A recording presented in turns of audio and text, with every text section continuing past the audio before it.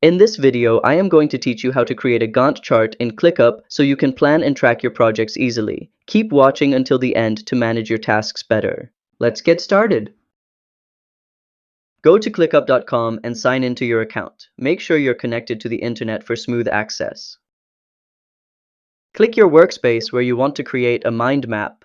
This will help keep things organized in the right place. Click the plus button at the top so you can add a new view to your workspace. This lets you choose different ways to see your tasks.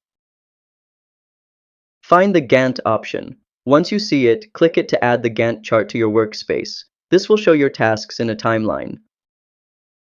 Now you can customize the view depending on your preference. Adjust the tasks, dates, and dependencies the way you like.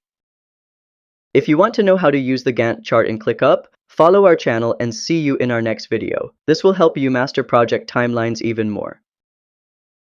And that's how to create a Gantt chart in ClickUp. If you learned something new, like this video and subscribe to How to Tutor for more quick guides. Find the Gantt option. Once you see it, click it to add the Gantt chart to your workspace. This will show your tasks in a timeline. See you next time!